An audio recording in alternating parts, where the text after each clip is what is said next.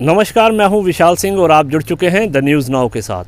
तो जैसा कि आपको मालूम है कि आने वाले चंद महीनों में कभी भी जो है वो विधानसभा चुनावों को लेकर जो है वो तारीख का जो है घोषणा की जा सकती है। और इसको लेकर जो है केंद्रीय गृह मंत्री अमित शाह ने भी कहा है कि जैसे ही जम्मू कश्मीर में वोटर लिस्ट की प्रक्रिया पूरी हो जाएगी तो उसके बाद जो है वो चुनाव जम्मू कश्मीर में करवा दिए जाएंगे।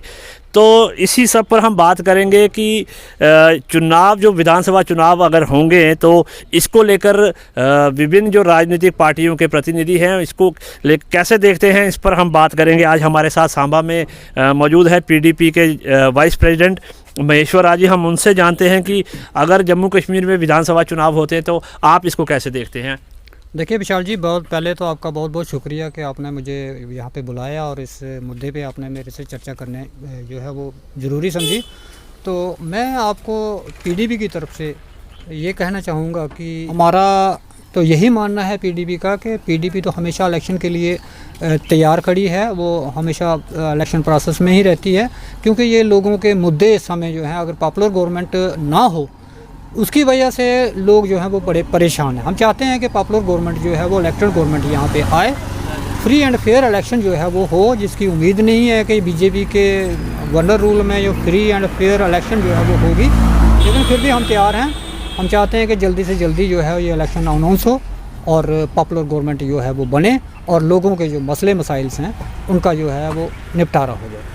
आपको क्या लगता है कि विधानसभा चुनावों में इस बार जम्मू कश्मीर में क्या मुद्दे जो हैं वो इस वक्त राजनीति में हावी रहेंगे? देखिए, मुद्दे तो बहुत सारे हैं जिनको हावी रहना चाहिए, लेकिन यहाँ तो वही आप जानते हो कि बीजेपी बहुत सारे मुद्दों को ये उठा के चलती है, जैसे हिंदू मुस्लिम हो गया, आज मुस्लिम, आज पहाड़ी गुज्जर बकरवाल, ये बहुत सारे मुद्दे इन्होंने जो है वो लेके चले हुए हैं। इलेक्शन में ये ऐसे ही मुद्दे चलाएंगे, लेकिन बेसिक मुद्दे जो हमारी सोच है, जो हमारी पार्टी की सोच है, वो मुद्दे होने चाहिए। अनएम्प्लॉयड यूथ हमारा है, अनएम्प्लॉयड ये जो लड़के बेचारे डेली वेजर्स हैं, ये एक मसला है। इस मसले का जो है वो मुद्दा रहना चाहिए, जो कि अभी आपने हाल ही में देखा कि अमित शाह जी आए थे तो उन्होंने इसके ऊपर कोई बात जो है वो नहीं की, वो घुमाते फिराते रहे बात को।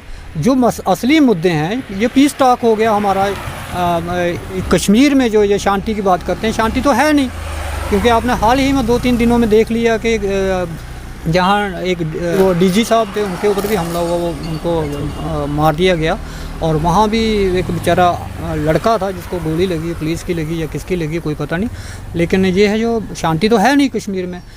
तो बेसिक मुद्दे ये होने चाहिए कि कश्मीर में शांति लानी है तो हमें डेवलपमेंट चाहिए, यहाँ के लोगों को जो है रोज़गार चाहिए, यहाँ का जो डेली वेजर है वो परमानेंट होना चाहिए। तो बहुत सारे मुद्दे हैं जो हमारे जिनको इलेक्शन में हावी होना चाहिए, लेकिन मुझे लगता है कि बीजेपी उन मुद्दों को आगे नहीं आने देगी। ये कोशिश करेगी कि हिंदू मुस्लिम हो या जात पात की लड़ाई हो, फिरका प्रसी इलाकावाद की लड़ाई हो, तो ये उन्हीं मुद्दों पे ये इलेक्शन लड़ेंगे। लेकिन हम जो हैं पीडीपी वाले, हम लोगों के असली मुद्दों पे बात करेंगे और उन्हीं मुद्दों के आधार पर जो है वो जनता में जाएंगे। आगे जनता की मर्ज़ी है, जनता अगर हमें पसंद करती है तो ठीक है, अगर नहीं करती है तो जनता की डिपेंड। हम तो फील्ड में हैं, हम जनता की सेवा करने के लिए, जीते तब भी करेंगे, हारे तभी जनता की सेवा जो है वो करते रहेंगे। हमारी नेशनल कॉन्फ्रेंस जो है वो तैयार है इलेक्शन लड़ने के लिए। हमारे डॉक्टर फारूक अब्दुल्ला साहब ने कहा है कि हम तो बार बार तैयार बैठे हैं। नेशनल कॉन्फ्रेंस जो है उसने पूरी तैयारी की हुई है और वो तैयार है नेशनल कॉन्फ्रेंस इलेक्शन लड़ेंगे। और भगवान ने चाहा तो ईश्वर ने चाहा तो हम इलेक्शन जीतेंगे और नेशनल कॉन्फ्रेंस की सरकार जो है वो जम्मू कश्मीर में बनेगी, इसमें कोई दुई राय नहीं। क्या मुद्दे होंगे जिनको लेकर जनता के बीच नेशनल कॉन्फ्रेंस बाहर जाएगी?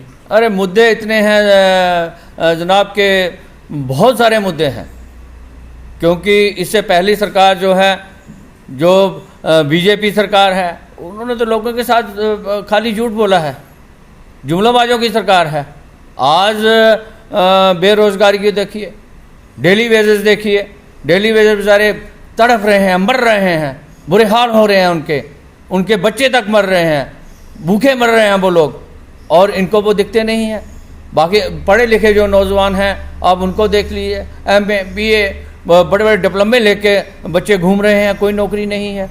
और पिछले 10 सालों से मैं कहता हूं कि किसी भी बच्चे की इन्होंने नौकरी लगाई नहीं है। उसके साथ साथ महंगाई देख लो, महंगाई जो है चरम सीमा पे है, बहुत ज़्यादा महंगाई है। आम आदमी का जीना मुहाल हो गया है। लोग त्राही त्राही कर रहे हैं कि कैसे हम आगे जिएंगे, कैसे हमारा घर चलेगा, कैसे हमारा चूल्हा चलेगा। ये बड़ा मुश्किल हो गया है। और मुद्दे तो इतने हैं कि क्या बताऊं मैं आपको कि इन्होंने किया ही नहीं, कुछ नहीं है। स्टेट को इन्होंने कहा 370 तोड़ देंगे, 370 तोड़ने के बाद स्टेट को हम ये दे देंगे, वो दे देंगे, ये करेंगे। मैं बेड़ा गर्क कर दिया इन्होंने स्टेट का।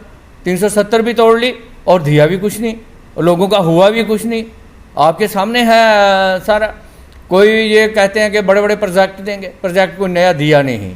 नए जो पुराने प्रोजेक्ट थे वो उनसे कंप्लीट नहीं हो पाए हैं, उनको भी कंप्लीट नहीं। बहुत सारे इन्होंने बंद रखे हैं, बंद पड़े हुए प्रोजेक्ट हैं, उन पे कोई पैसा खर्च नहीं कर रहे हैं। नए प्रोजेक्ट ये कहाँ से देंगे? ये लोगों को बेवकूफ़ बनाने वाली बात है। और जुमलेबाजी जुमलेबाजी जुमलेबाजी, अब कब तक ये लोग जुमलेबाजी सुनेंगे? आज लोगों को खाना चाहिए, रोटी चाहिए, बेरोज़गारी दूर चाहिए, काम चाहिए लोगों को, जो ये दे नहीं पा रहे हैं। तो मैं नहीं समझता हूँ कि मुद्दों की कोई कमी है, मुद्दे बहुत हैं। हमारी आम आदमी पार्टी जो है पूरी तरह से जम्मू कश्मीर में अगर इलेक्शन होती है, असेंबली के चुनाव होते हैं, तो हम पूरे तैयार बैठे हुए हैं।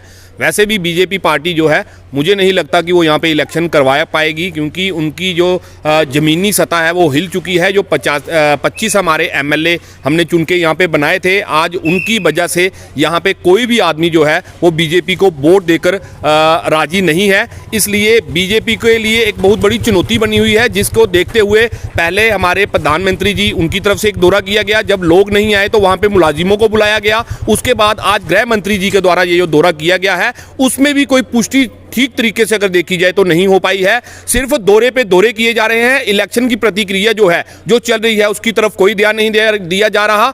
ब्यूरोक्रेसी हमारे जम्मू कश्मीर यूटी में इतनी हावी हो चुकी है कि आम लोगों का जो मुश्किलें हैं, जो काम काज हैं, वो सारे बंद कर दिए गए हैं। अगर किसी भी ऑफिस में आप जाते हैं तो वहाँ पे दो ही चीज़ें देखने को मिल रही है। जहाँ हमारे बाबूजी वीडियो कॉन्फ्रेंस पे हैं, जहां कोई सेक्रेटरी से ऑफिस आए हैं, उनके साथ दौरे पे निकले हुए हैं। जमीनी हकीकत जो देखने में मिल रही है, किसी भी डिपार्टमेंट में कोई भी काम जो है वो नहीं किए जा रहे। लोकतंत्र जो है उसका गला घोटा जा रहा है। यहाँ पे लोकतंत्र को बहाल करने के लिए असेंबली चुनाव जल्द से जल्द करवाए जाने चाहिए।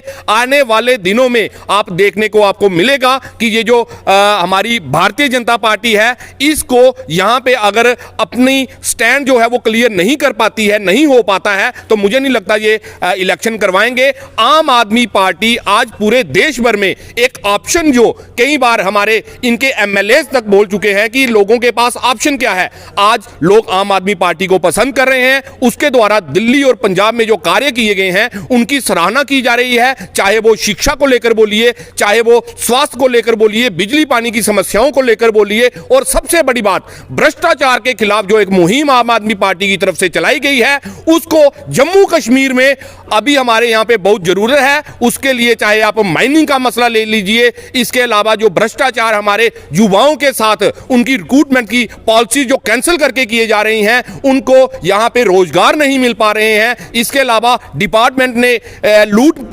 कुसाट जो यहां पे डाली हुई है, इन सब को मद्देनजर रखते हुए आज आम आदमी पार्टी जो है पूरे देश भर में नंबर 1 लोगों की जो है वो पहचान बनी हुई है। जैसे कि आपको गुजरात में बता दें, हिमाचल में बता दें, लोग पसंद कर रहे हैं और बड़े बड़े जलसे जुलूस जो हैं आम आदमी पार्टी के कराए जा रहे हैं। बस यही जमीनी सत्ता जो है बीजेपी पार्टी की आखिर नहीं रही है। इस वजह से आज हमारे जम्मू कश्मीर में विधानसभा के चुनाव कराने से डर रही है। मैं तो कहूंगा कि अगर आम आदमी पार्टी आज जम्मू कश्मीर में इलेक्शन लड़ती है, असेंबली के इलेक्शन होते हैं, तो आने वाले टाइम में आम आदमी पार्टी की जम्मू कश्मीर में सरकार आपको देखने को मिलेगी। और ये भ्रष्टाचार जो यहाँ पे फैला हुआ है, उसका कहीं ना कहीं अंत जो है आम आदमी पार्टी की तरफ से किया जाएगा।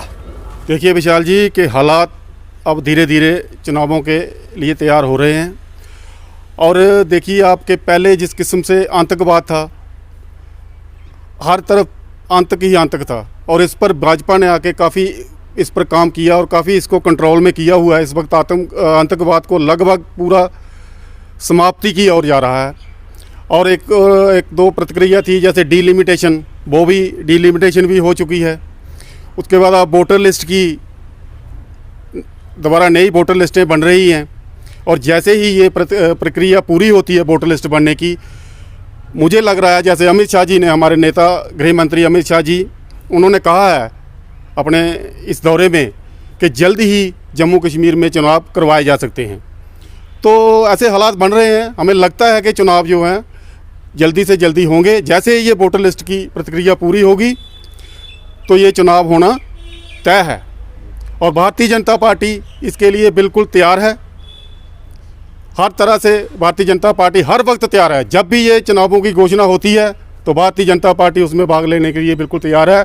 और भारतीय जनता पार्टी की इस बार जिस किस्म से भारतीय जनता पार्टी ने समाज के लिए, लोगों के लिए जम्मू कश्मीर में जो काम किया है, उसके आधार पर मैं ये कहता हूँ कि भारतीय जनता पार्टी अगला चुनाव जो है वो जीतने वाली है जम्मू कश्मीर में। और पहली बार होगा कि भारतीय जनता पार्टी जम्मू कश्मीर में अपना, भारतीय जनता पार्टी का चीफ मिनिस्टर जम्मू कश्मीर में इस बार यूटी में बनने जा रहा है, ये तय है।